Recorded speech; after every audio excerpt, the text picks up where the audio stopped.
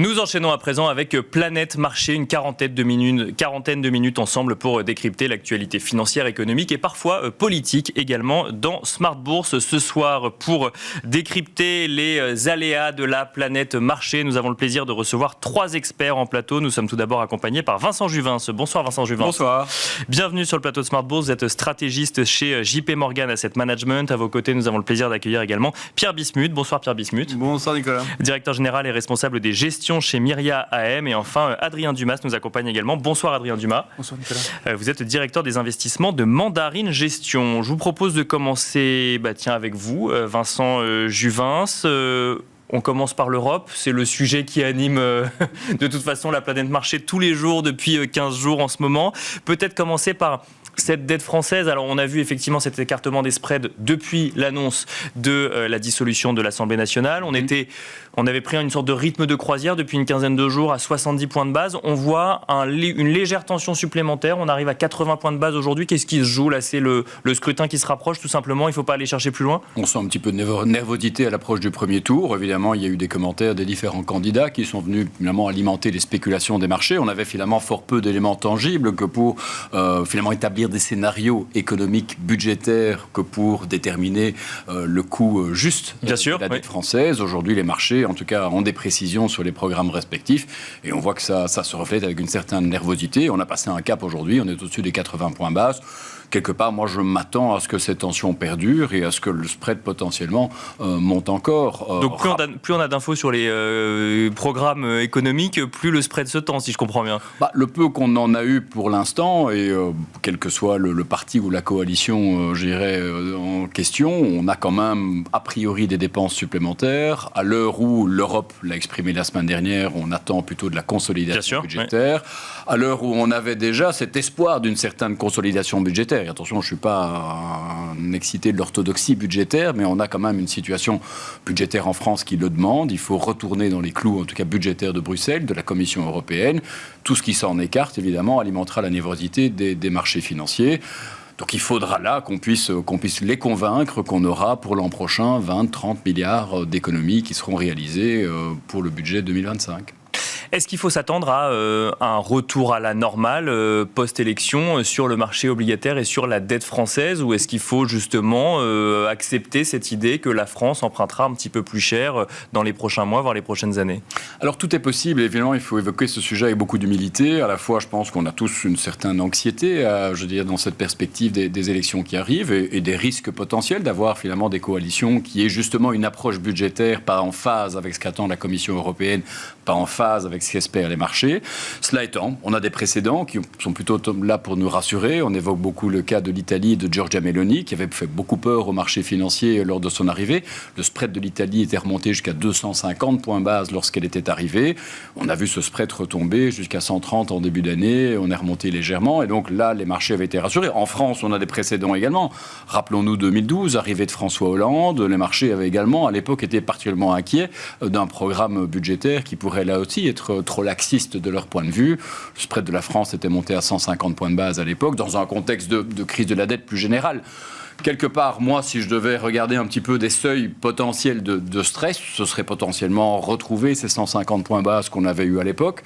Ce serait peut-être retrouver un peu des 250 sur l'Italie, puisque derrière aussi la France, ne l'oublions pas, il y a quand même un contexte européen qui est difficile, notamment des pays comme l'Italie, comme la Belgique, où on a quand même des situations budgétaires qui ne sont pas idéales dans un contexte où la croissance est positive. Donc là, c'est vraiment le moment où il faut délivrer cette consolidation budgétaire pour se préparer à des années peut-être un peu plus difficiles. Et c'est pas le message envoyé aujourd'hui, si je comprends bien. Et c'est pas le message. Alors bon, j'entends bien évidemment que c'est plus facile pour un économiste de l'évoquer que pour un homme politique, c'est pas très vendeur, bien sûr, ou une femme politique d'ailleurs, mais enfin, c'est en tout cas ce que les marchés regarderont dans les jours et les semaines à venir.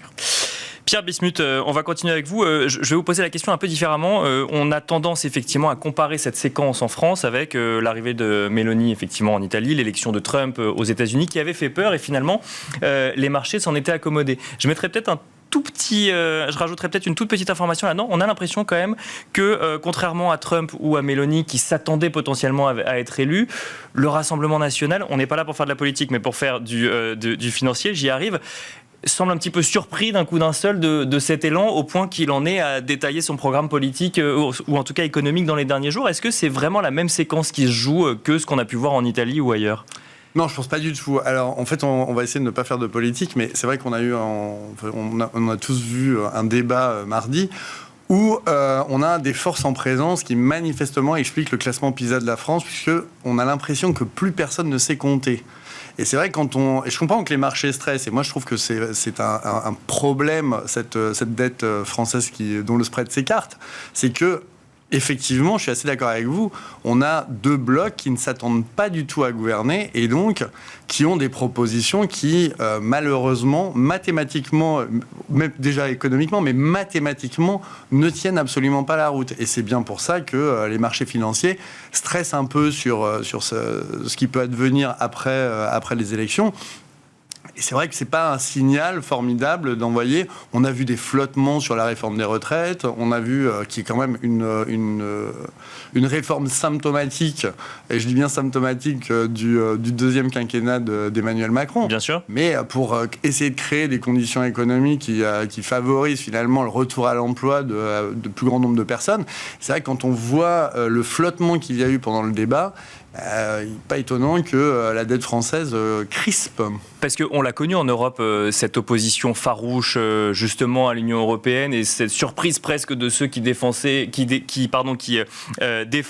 cette idée de sortir de l'Europe, c'était le Brexit. On a vu d'ailleurs que les pourfendeurs de l'Europe ont pas forcément géré la suite pour la plupart, puisqu'ils étaient eux-mêmes surpris d'avoir gagné quelque part. Est-ce que c'est plus une séquence comme ça qui est en train de se jouer en France aujourd'hui, ou il faut quand même remettre ça dans un contexte français? Moi, je crois que plus globalement, en fait, ce qui est en train de se jouer, c'est une nouvelle fois une déception à venir. Et en fait, c'est ça. C'est qu'à force d'avoir des programmes qui ne sont pas soutenables, et on voit bien, même dans le camp présidentiel, annoncer de nouvelles dépenses alors qu'on était plutôt sur une réduction des dépenses publiques, oui. C'est pas forcément une très belle information à envoyer à nos partenaires européens. Mais la déception ne peut qu'arriver, parce qu'avec une dette publique telle qu'on a, c'est vrai qu'on n'a pas les marges de manœuvre qu'on pourrait avoir si on était même du temps de François Mitterrand. Et donc, je pense que c'est là aussi, si on essaie d'aller à plus long terme, on est sûr et certain que des déceptions vont advenir. Et ces déceptions, on a vu que la population en France pouvait avoir des réactions épidermiques. Je pense que c'est ça qui inquiète aussi beaucoup. C'est comment ces déceptions vont être gérées dans le futur. Déception vis-à-vis de promesses de campagne qui, de toute façon, ne pourront pas être tenues demain. Ah oui, absolument, oui. Donc, avec cette idée, je caricature peut-être... Désolé d'être aussi franc, mais... malheureusement, si on fait des maths, ça ne boucle pas. Mais en même temps, on voit un spread un spread franco-allemand qui s'écarte, donc ça veut dire que... Il y a quand même une marge de manœuvre pour le futur gouvernement en place, pour mettre en place des dispositifs qui ne plairaient pas forcément au marché. Il y a quand même cette inquiétude aujourd'hui sur les marchés. Il y a cette inquiétude, mais en fait, on a vu ce qui s'était passé, des programmes très laxistes. Alors moi, je pense à 81, où finalement on a eu la rigueur en 83, et à chaque fois, c'est un peu la même chose, c'est qu'on promet énormément de dépenses. Ces dépenses peuvent être faites et ne pas délivrer ce qui a été promis. On peut avoir beaucoup de dépenses. D'ailleurs, on l'a vu avec la crise du Covid. On a eu une explosion de la dette publique française, et pourtant, on a plutôt des Français qui sont malheureux dans leur globalité, puisqu'on voit que le bloc on va dire de gauche est à 29%, le bloc droite dure extrême est à 36%. Donc on voit bien que malgré des dépenses publiques somptuaires, on a plutôt les 2 tiers des Français, en tout cas de ceux qui pensent aller voter, qui sont plutôt mécontents de la situation. Donc c'est pas parce qu'on annonce des dépenses absolument hallucinante que déjà on va contenter les gens, parce qu'il faut diviser par 66 millions de personnes, hein, c'est idiot, mais c'est vrai que quand on annonce plein de milliards, au final on divise, il y a moins pour chacun, c'est plus des milliards, et à quoi ça va servir? Est-ce que c'est de l'investissement, ou est-ce que finalement c'est des dépenses courantes qui ne vont pas du tout préparer l'avenir? Et là je pense que quand on a un environnement politique aussi incertain, et oui, on est dans une économie européenne, et on voit que le CAC 40 affiche 8% de retard sur les principaux indices boursiers européens. On a un spread qui s'écarte. on a des dynamiques qui sont vraiment pas favorables à la France. Et malheureusement, je pense qu'à la différence de Vincent, je pense qu'on a probablement créé un nouveau floor sur le spread. C'est que 2024, c'est une chose, mais que va-t-il arriver en 2026? C'est les régionales et les municipales. En 2027, on est de retour en élection présidentielle.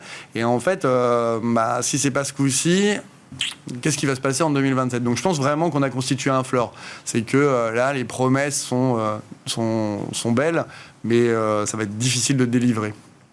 Adrien Dumas, que dire par rapport à tout ce qui a été dit sur la situation actuelle? C'est vrai que on lit quand même beaucoup deux avis assez tranchés. Il y a ceux qui disent le marché n'a pas encore pricé le pire, ça peut être bien pire, et ceux qui disent globalement, de toute façon, les programmes ne pourront pas être appliqués, donc c'est pour ça qu'on reste dans une analyse assez modérée finalement aujourd'hui financièrement. Oui, c'est sûr. Après, on est je trouve dans une période un peu charnière. On a des indicateurs économiques en France qui étaient quand même déjà pas très bons, qui ont commencé un peu à se retourner. Les PMI étaient un peu décevants ces derniers mois. On rajoute à ça, effectivement, au-delà du sujet de la rigueur, ou en tout cas du côté dépensier, oui, des enjeux à court terme de dépenses et d'équilibre qui sont importants. On a par-dessus ça, effectivement, un sujet toujours de maîtrise de l'inflation, parce que la grande vague dépensière, elle est surtout, en fait, quand on regarde dans les programmes, pour lutter toujours encore contre le sujet de l'inflation et pour des sujets de pouvoir d'achat. En fait, on ne fait que payer ou retraiter le sujet de l'inflation, qui pour l'instant reste un sujet de préoccupation prioritaire. Donc le scénario du pire, il peut être, à mon avis, bien plus pire.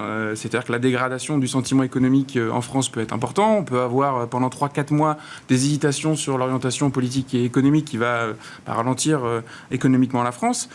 Et un sujet d'inflation qui, pour l'instant, est peut-être un peu sous contrôle. La trajectoire des inflations est toujours bonne, mais voilà, l'euro résiste bien pour l'instant, ce qui limite un peu le risque d'inflation importée.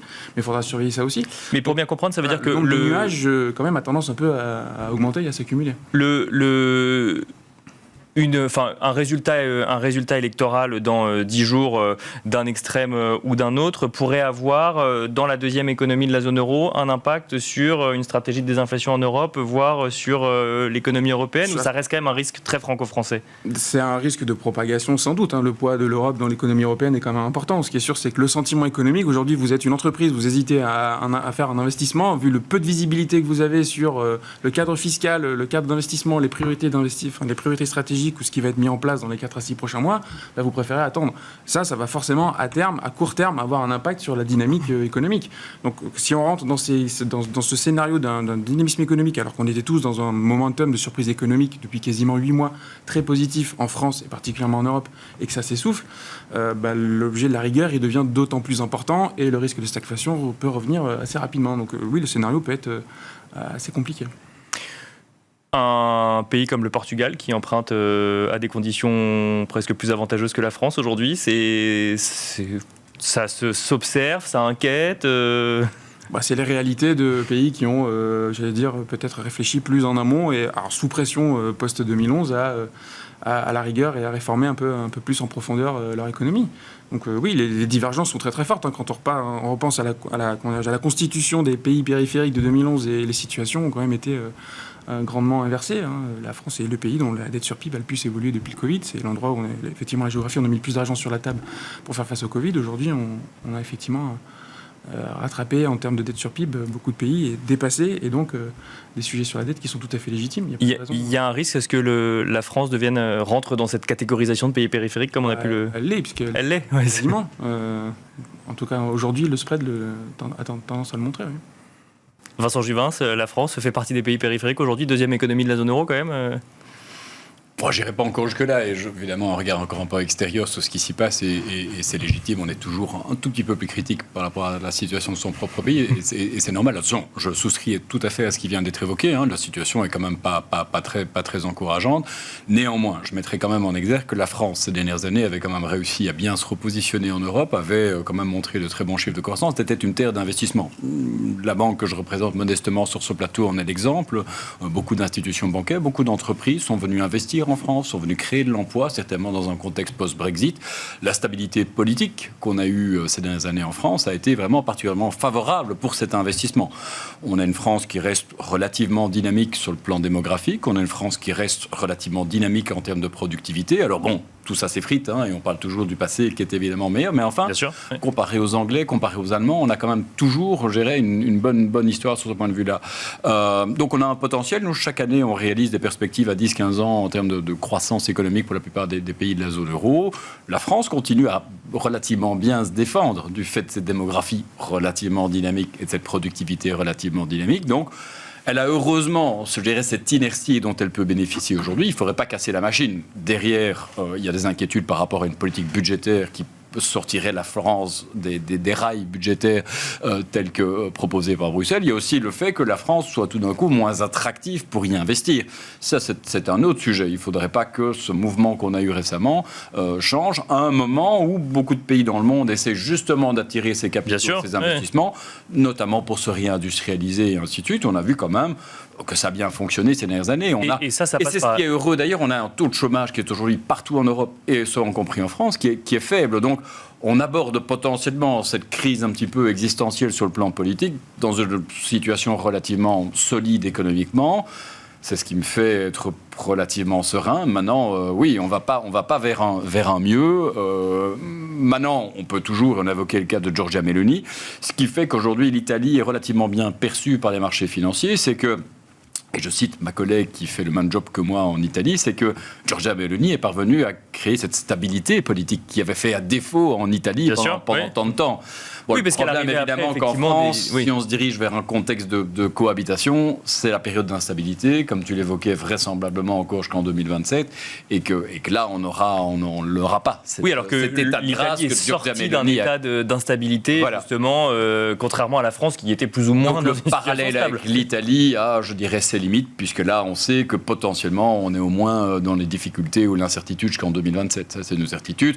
Et à plus court terme, il y a une échéance qu'il faut absolument rappeler, c'est qu'on a une procédure de déficit excessif qui vient d'être ouverte à l'encontre de la France, comme de l'Italie, comme de la Belgique notamment, que d'ici l'automne, il faut que le nouveau gouvernement donc propose évidemment des mesures correctives.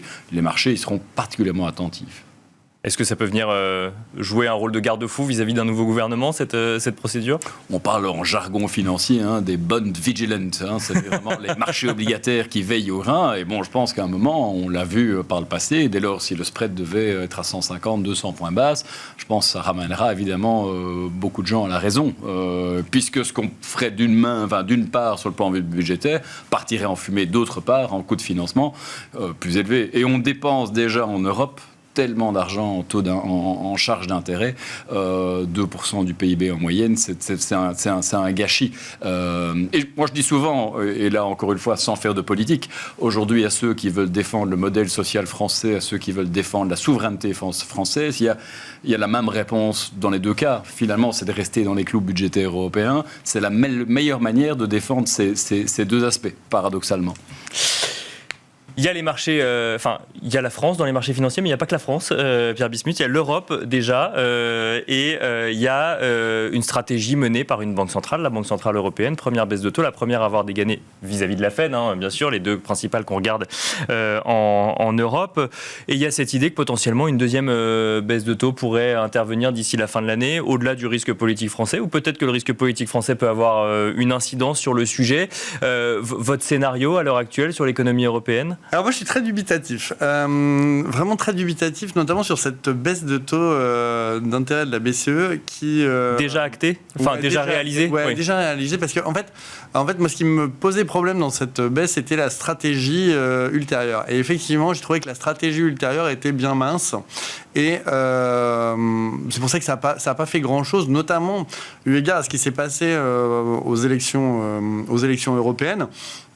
Puisqu'en fait, le séisme provoqué par les élections européennes en France a provoqué vraiment une chute, mais alors dramatique, des small cap françaises. Puis on a perdu par rapport au 7 juin 13%. D'accord. Qu'on avait gagné enfin en mai. Il y avait eu un ouf de soulagement et en fait, ça s'est vraiment effondré, bien plus que le CAC 40. Donc là, on voit que les dommages de la politique française, c'est vraiment sur les small cap, bien plus que sur les groupes internationaux qui finalement ont peu à faire de l'économie française. Donc c'est sur celles qui font leur chiffre d'affaires en France. Exactement. Donc les small caps vraiment ont tremblé. Et on a vu que la baisse des taux de la BCE avait pas du tout vivifié le marché. Au contraire, ça a eu strictement aucun impact. Et le vrai sujet, c'est on aurait aimé que Christine Lagarde dise voilà ma stratégie. Parce que l'inflation va rentrer dans les clous, donc je prévois X baisse de taux d'ici à juin 2025.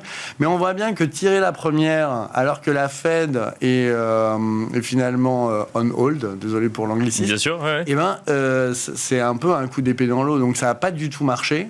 Je suis pas sûr que ça ait fait quoi que ce soit sur... Il y avait quand même deux contextes différents, une nécessité quand même de la BCE d'intervenir un petit peu plus vite pour relancer quand même une économie mais en fait, le plus problème, fragile. Bah oui, mais est-ce que ça marche? Alors, on va voir si ça va marcher, mais je suis pas sûr que 0,25... En fait, disons que 0,25 de baisse, c'est un signal. Mais en fait, un signal pour ne rien dire, ça veut rien dire. Et malheureusement, je trouve vraiment que la stratégie de la BCE a été... En fait, c'était pas à la hauteur. C'est qu'on a fait une baisse et puis on n'a pas du tout de plan ultérieur. On s'est dit, on va voir les chiffres et puis on va voir ce que fait la Fed, etc. Et donc, je trouve que alors ça a quand même nuit à la crédibilité de l'euro, puisque en fait le dollar a monté dans la séquence. Bien sûr, il y a les élections européennes, mais ça nuit finalement à la crédibilité de l'euro. Je vois pas du tout la stratégie. J'attends qu'elle délivre mieux, mais on s'attend à une baisse en septembre, peut-être en juillet, mais quel va être l'impact, je sais pas. Adrien Dumas, finalement la BCE est partie trop tôt. Elle l'avait beaucoup promis, donc c'était dur de faire ça. Déjà dès le mois de mars, on avait des nombreux banquiers centraux européens qui étaient assez affirmatifs sur ça sera juin. Donc finalement, les marchés l'anticipant, je trouve que c'était un peu difficile de faire marche arrière, mais je partage effectivement la question de est-ce que c'était le bon moment, quel était l'intérêt de dégainer avant la Banque centrale américaine et quelle est la situation aujourd'hui. En sachant que, en fonction des différentes composantes, à la fois la trajectoire de désinflation, la situation spécifique de la France, on va dire que les intérêts encore vont être très difficiles à aligner au sein de l'Europe par rapport à l'impact que pourrait avoir une baisse de taux. Ce qui est sûr, c'est qu'aujourd'hui, je ne le vois pas comme un moteur de performance pour les actifs risqués, là, à court et moyen terme, effectivement. Oublions pas que d'ailleurs, cette baisse de taux a eu peu d'impact sur les taux longs, donc quasiment pas bougé. C'est quand même sur ces sujets-là que les entreprises se financent. Donc oui, pour l'instant, l'impact est minimal. Et qu'est-ce qu'on peut en attendre? Effectivement, je pense pas grand-chose dans le courant de l'été. Côté américain, qu'est-ce qu'on aura comme message avant Jackson Hole? Peut-être pas grand-chose. Est-ce que même Jackson Hole permettra d'y voir un peu plus clair? Je suis pas sûr que la Banque centrale américaine fasse grand-chose dans cette séquence d'élections non plus. Donc la pause, elle est un peu généralisée. Avant de parler États-Unis, là c'était la première baisse de taux de la BCE. Peut-être qu'une deuxième ou une troisième permettrait d'y voir des effets plus conséquents ou... Je sais pas, j'ai du mal à imaginer effectivement que les taux longs continuent en bénéficient fortement, donc que c'est un impact direct sur les taux de financement de l'économie à court et moyen terme. Le dommage collatéral pourrait être presque plus l'euro, qui deviendrait encore moins attractif dans un moment où on se pose déjà la question de la trajectoire des inflations et de l'impact que ça pourrait avoir dans un moment où l'économie européenne, qui pour l'instant se portait bien, pourrait un petit peu ralentir ou subir les effets de ce qui se passe côté français. J'ai du mal à le voir, mais... on n'aura pas de réponse à court terme, je pense.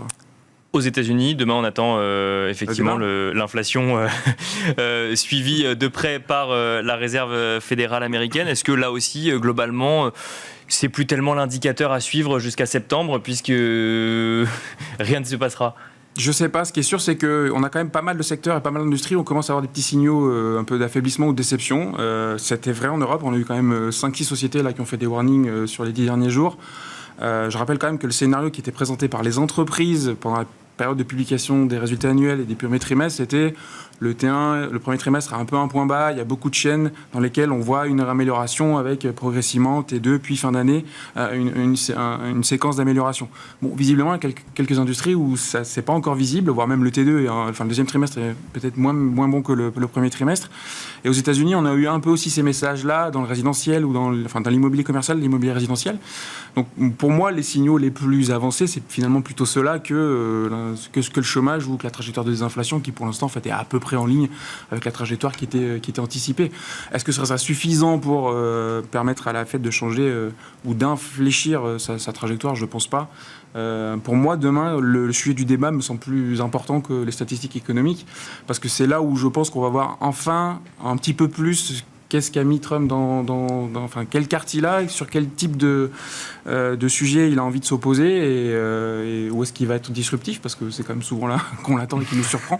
Donc, voilà, pour moi, c'est un peu ça le gros sujet de demain. Ah bah donc on parlait du risque politique en France. Finalement, la question c'est, y a-t-il un risque politique aux États-Unis, si je comprends bien? Alors, risque politique, je pense pas. Dans le fond, les deux... Oui, on connaît, on est déjà passé par là. Voilà, oui. la relocalisation, America First, je pense que ça reste fondamentalement le cœur des propositions et des programmes. Après, il y a la position diplomatique, il y a le sujet de l'Ukraine, il y a... tout ou pas défaire ou détricoter une partie du budget, enfin du plan Inflation Reduction Act, de tout ce qui est autour de la relocalisation. Ça, c'est pareil, il y a beaucoup de débats. C'est quand même des subventions d'investissement qui ont été beaucoup portées dans des États républicains. Est-ce que Donald Trump ira contre l'avis de la Chambre des représentants et des congrès républicains qui sont plutôt favorables à ce plan? Voilà, il y a beaucoup de questions sur la table et ça va être intéressant de voir effectivement qu'est-ce qui va sortir de sa manche pour être un peu disruptif. Vincent Juvin, je vous pose la question un peu différemment.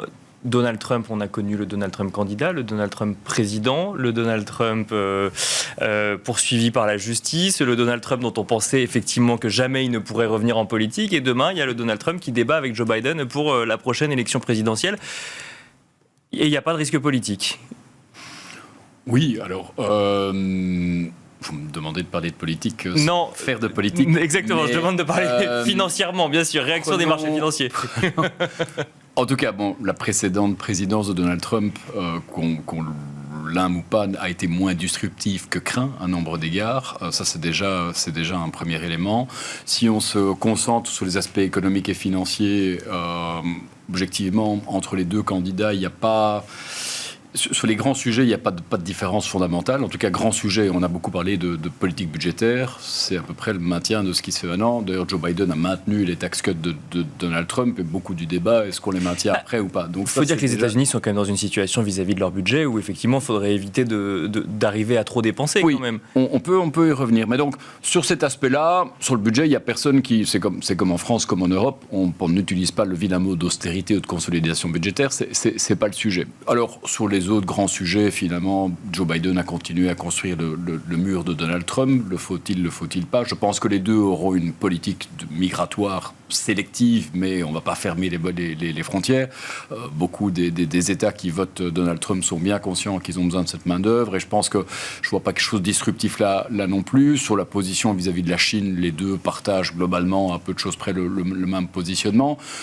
Et puis, surtout, nous, ce qui nous importe au-delà de tout ça, et sorry peut-être de faire abstraction de plein de sujets de société qui sont importants, mais sur les marchés financiers, on voit que ce qui drive les marchés financiers depuis 1 an et demi, voire un petit peu davantage, c'est cette technologie américaine, ce mouvement vers l'intelligence artificielle. Et là, finalement, ni l'un ni l'autre n'envisage de faire une politique à la chinoise de Xi Jinping, de tuer les champions nationaux. Donc, je dirais, ce moteur de performance dans les portefeuilles devrait a priori rester. Les Américains entendent garder un certain leadership.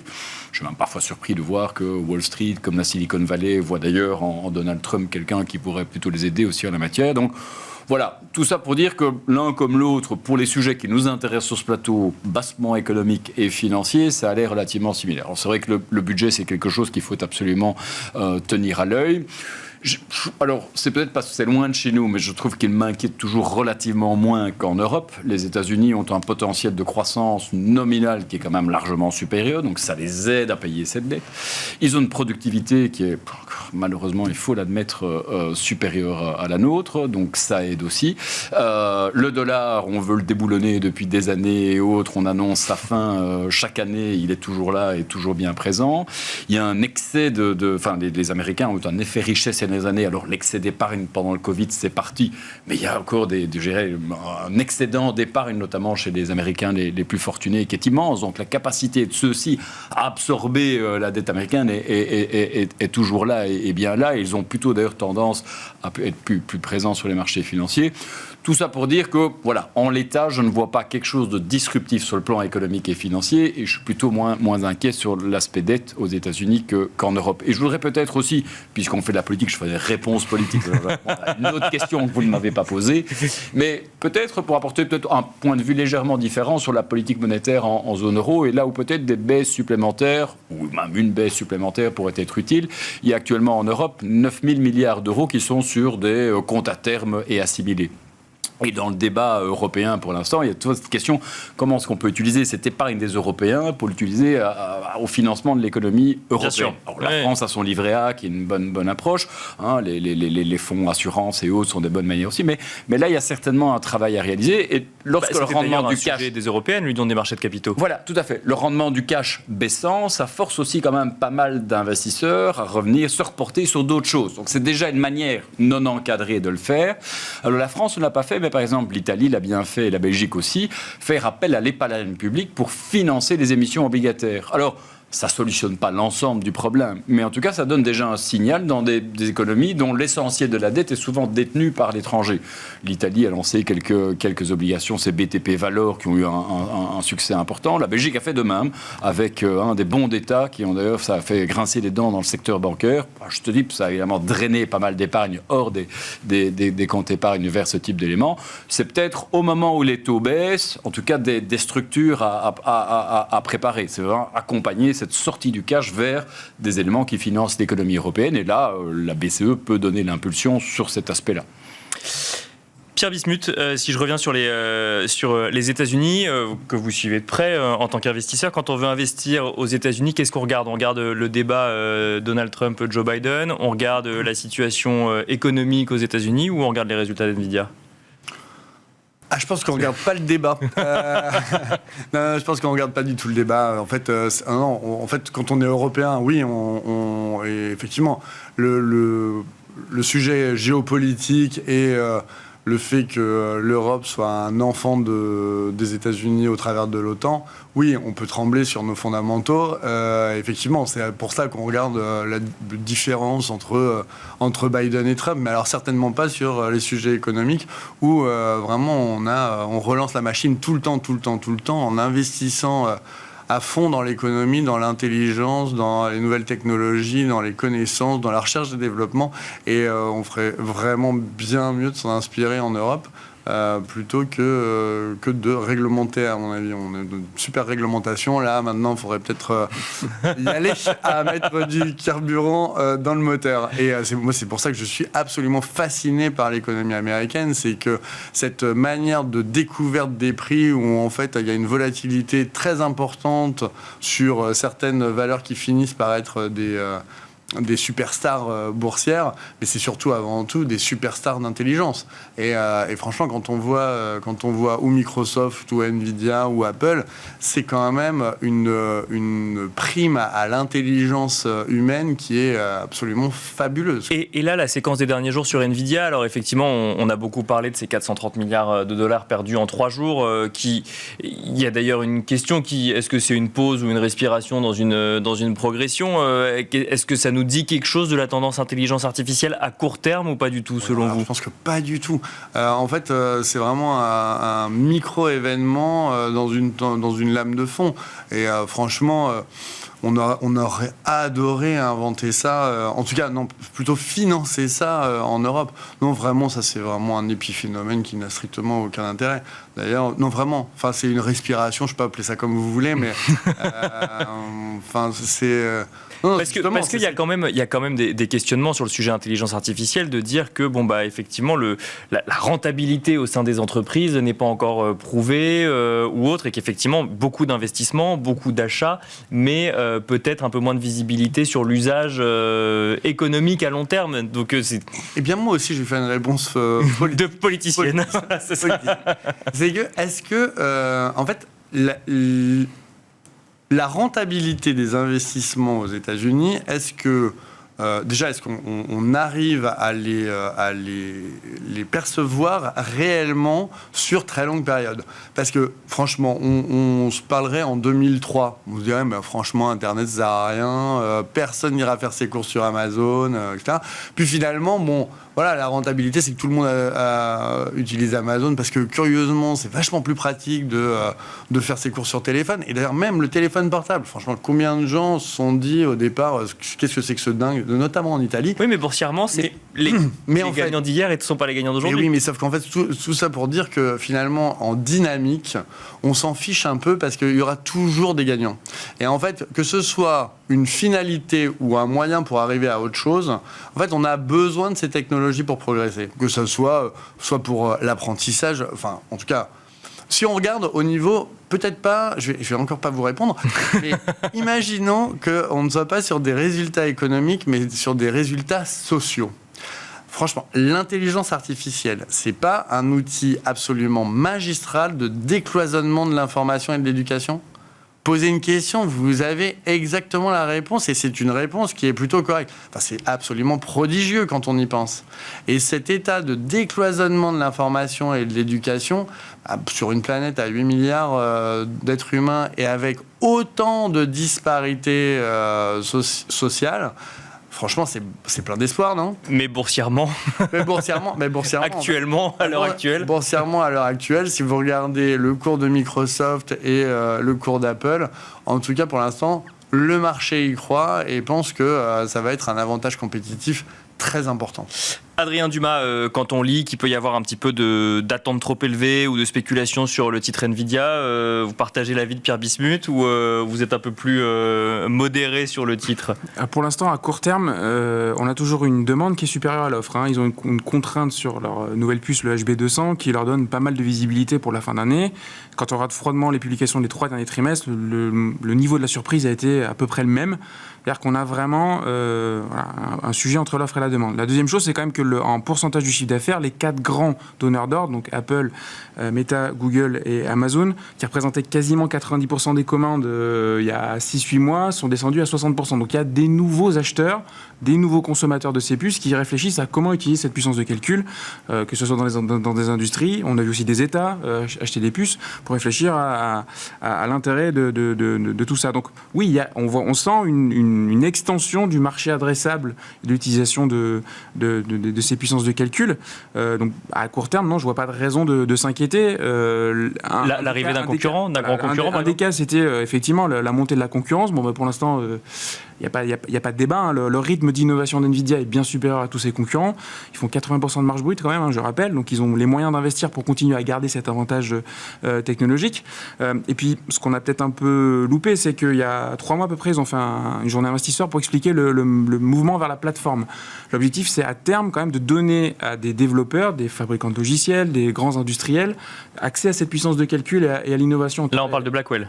Exactement. Ouais. Et donc, le passage d'un modèle de hardware à un modèle un peu plus software ou plateforme, ça peut être extrêmement créateur de valeur pour NVIDIA. Donc, moi, je pense qu'il y a encore plein de ressorts de surprises potentielles sur ce titre. La valorisation est à peu près en ligne avec ce qu'elle était depuis 3 ans. On doit être à 26 ou 27 fois le PE. La volatilité à court terme, elle est liée on est en fin de trimestre et à des débouclements d'options. C'est un titre sur lequel il y a énormément d'options qui sont échangées.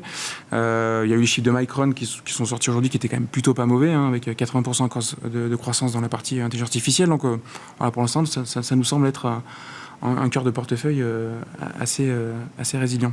Vincent Juvin, on va finir avec vous sur l'intelligence artificielle, tout simplement, votre vision sur la thématique. Alors, en tant qu'économiste, j'arrive assez rapidement à ma capacité d'analyse de cette thématique. Néanmoins, par rapport à l'importance qu'elle peut prendre, notamment, enfin, on évoquait le passage du hardware plutôt sur la plateforme, mais sur l'activité économique que ça peut générer. Ça, alors, nous, on l'aborde de 2 manières. Alors, beaucoup se demandent est-ce que ça va créer un choc de productivité et ça, on a du mal à le mesurer. De même que, comme Pierre l'évoquait, est-ce que le téléphone a créé ce choc de productivité? Est-ce que l'Internet a créé ce choc de productivité? Il y a cette vieille expression qui dit finalement la technologie est partout sauf dans les chiffres de productivité. Donc là, on ne sait pas. Par contre, et surtout aux États-Unis, aujourd'hui, l'intelligence artificielle suppose une capacité de calcul importante. Donc on a investi des dizaines et des dizaines de milliards de dollars dans des mainframes pour réaliser ces calculs. Donc ça, c'est déjà des gros investissements qui sont réalisés. et qui contribuent en cela au PIB. Donc, c'est la raison pour laquelle, par exemple, on a des estimations plus hautes de potentiel de croissance aux États-Unis qu'en Europe. Les investissements sont surtout réalisés là-bas. Alors, il faudra voir avec la législation sur les données européennes s'il ne faut pas que finalement ce soit quelque part basé en Europe pour les données européennes à suivre. Au-delà de ça, si vous avez récemment acheté un hardware pour vous-même, vous noterez que, eh bien, il faut des nouveaux laptops pour pouvoir utiliser chez Microsoft ou chez Apple ou chez les autres, pour avoir l'intelligence artificielle. Sur les téléphones aussi, ce n'est que la dernière génération, vous pouvez l'avoir. Donc il y a tout ce mouvement de nouveau hardware qui va être nécessaire pour que nous, en tant que consommateurs de cette technologie, on y ait proprement accès, si tant est que les règles européennes aussi nous donnent accès à ceci. Mon fils qui a 15 ans, était triste. Il me disait hier soir à la maison, papa, ce ne sera pas pour cette année qu'on l'aura sur nos téléphones. Enfin, voilà. C'était plus important pour lui que pour moi. Mais voilà, il y a quand même, en termes de vente de hardware, on voit qu'il y a pas mal de nouveaux hardware qui arrivent sur le marché et qui créent cette activité. Donc, sur l'IA et sur la thématique technologie de manière plus large, chez nous, c'est un sujet d'investissement qu'on conserve, une surexposition dans les portefeuilles. Au risque de ne pas me faire d'amis sur ce plateau, je vous pose la question, puisque j'ai entendu sur ce plateau cette question, c'est est-ce qu'il y a un risque métaverse avec l'intelligence artificielle ou un risque blockchain, grande thématique jouée sur les marchés et oubliée un an après? Je ne suis pas sûr qu'on peut tout à fait enterrer le métaverse. Moi, je veux bien... Donc finalement, c'est ça. Je pense que ce qui se passe maintenant pourrait nous faire revenir un jour ce métaverse au galop. D'accord. Je suis vraiment pas futurologue, mais il manquait, à mon avis, un certain nombre d'éléments pour faire du métaverse quelque chose qui fonctionne. Intelligence artificielle, les nouveaux casques de réalité virtuelle pourraient bien faire de ce métaverse quelque chose qui, tout d'un coup, pourrait fonctionner. Je pense que, voilà, l'idée de départ était bonne. Elle était peut-être un peu en avance sur son temps, mais je pense que cette technologie pourrait, heureusement ou malheureusement, nous y amener un jour. C'est une bonne manière de répondre, une manière un peu politique peut-être de répondre à la question posée. Merci beaucoup Vincent Juvin, stratégiste chez JP Morgan Asset Management. Merci Pierre Bismuth, directeur général et responsable des gestions chez Myriam. Et merci Adrien Dumas, directeur des investissements de Mandarine Gestion. Et quant à nous, on se retrouve tout de suite dans Marché à thème.